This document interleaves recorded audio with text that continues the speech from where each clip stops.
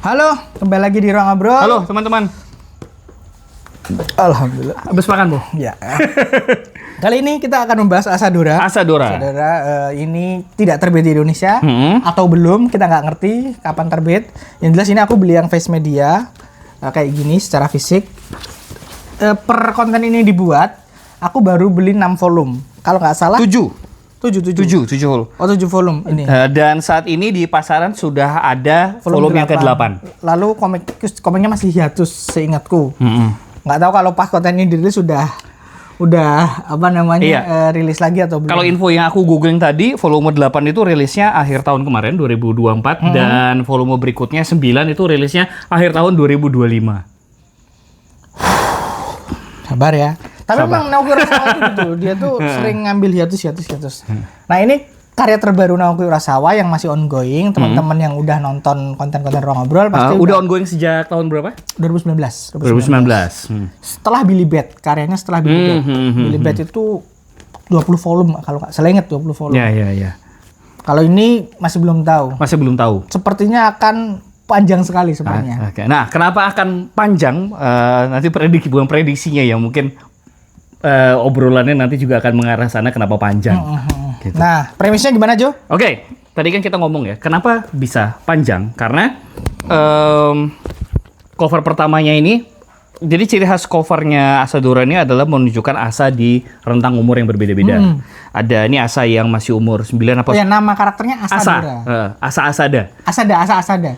Oke, ini Asa waktu masih umur sekitar 910 tahun, kemudian... Berapa, Jo? Umur berapa, Jo? 910 tahun. 910 tahun. 9 atau 10 tahun. Oke. 910 tahun gitu. Aku kerunguannya 910 tahun. Terus sebentar, aku cari covernya. Ada Asada yang masuk ke usia remaja, kemudian Asa yang SMA tapi juga sudah bekerja sebagai seorang pilot. Di cover nomor 8 itu Asanya sudah lebih dewasa lagi. Nah, kayaknya ini akan berjalan cukup panjang mungkin. Kenapa? Karena rentang waktunya panjang. Jadi ceritanya itu ketika Asa masih berumur 10 tahun gitu, ceritanya itu di tahun 1950-an. Sementara ini kita bisa bilang apa? Prolog. Prolognya. Di prolog itu udah Tokyo 2020. Jadi mungkin dengan melihat perkembangan usianya Asa yang digambar di cover-cover dan rentang waktu diukur dari prolog tahun 2020, mungkin kita akan melihat Asa yang terus menua sama nenek-nenek juga. Mungkin. Nah, ada alasan lain. Oke. Asadora secara terminologi itu adalah istilah yang sering dipakai untuk drama pagi. Ya, aku juga pernah dengar. Dan dramanya itu biasanya memang panjang. Ya, biasanya memang menceritakan seorang dari kecil sampai mati. Aku pernah nonton, tapi aku lupa ini rilis tahun berapa. Osin. Latarnya itu pasca perang juga, kurang lebih sama. Osin bukan. Ya. Kurang lebih ya, pokoknya tapi sampai ketika dia udah 20 tahun ke atas aku berhenti nonton karena panjang banget. Memang panjang banget. Jadi memang seperti itu sih. Memang ada kayak gitunya. Makanya sebenarnya kalau aku ngerasa ceritanya itu tidak begitu penting. Yang penting itu adalah bagaimana kita ngikutin perkembangannya Asa. Karena gimana pun drama Asadora tuh biasanya emang seperti itu. Cerita itu. Jadi ini karakter sentris, alih-alih story sentris gitu. Dan itu juga sebenarnya Riz, maksudnya yang membuat aku tertarik untuk membaca Asadora. Nah, tapi begitu saya baca, loh, kok ada kaijunya? Nah, itu dia. Aku juga. Aku tuh, betul teman-teman, membaca Asadora di Kuratoro tuh minim riset. Aku cuma lihat, ini ada volume 1 sampai 7, sepertinya menarik. Habis baca 20th Century Boys, jadi oke lah 7 ini mungkin 7 itu jumlah volume yang cukup manageable lah kalau misalnya membaca Slice of Life. Karena aku memang pikir Slice of Life. Karena begitu dibaca, kan? Iya dari covernya tuh betul-betul ini sweet banget gitu. Iya. Begitu dibaca loh, kok ada kaiju.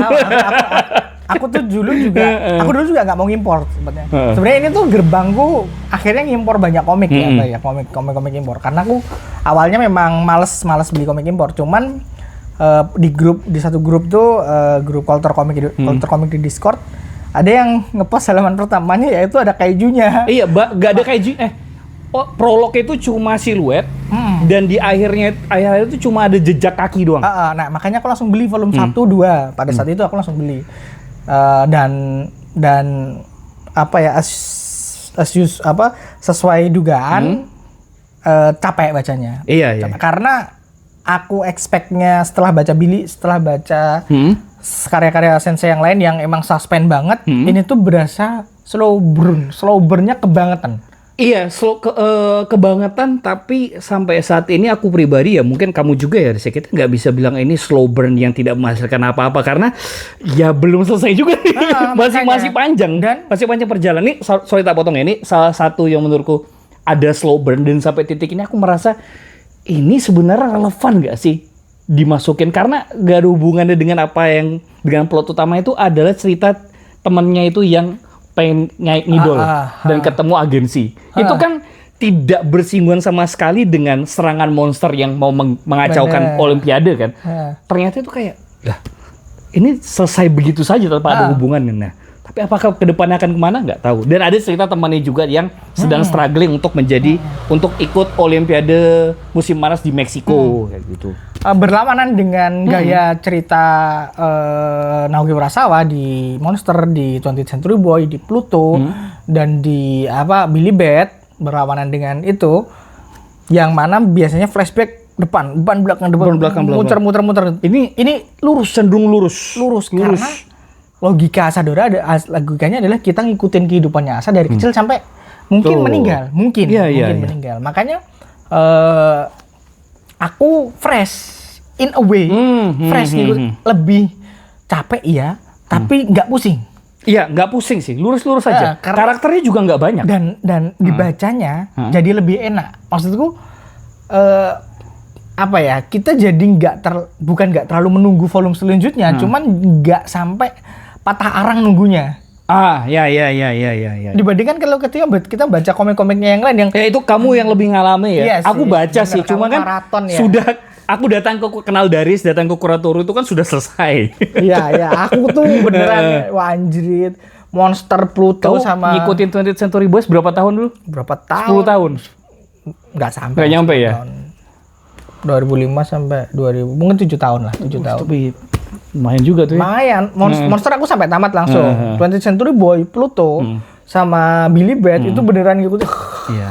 Pusing. Iya. Dan ngomong-ngomong soal perkembangan cerita dan gimana kemudian Asa itu sebagai tokoh utama berkembang, yang berkembang itu ya nggak cuma itu doang. Dari melihat prolog dan melihat cover di internet ya, cover Asadora yang ke-8, Kaijunya itu juga berkembang. Ya. Bukan berkembang lah, artinya dia tuh berubah bentuk, teman-teman. Kalau ini bentuknya masih kayak apa? Tikus?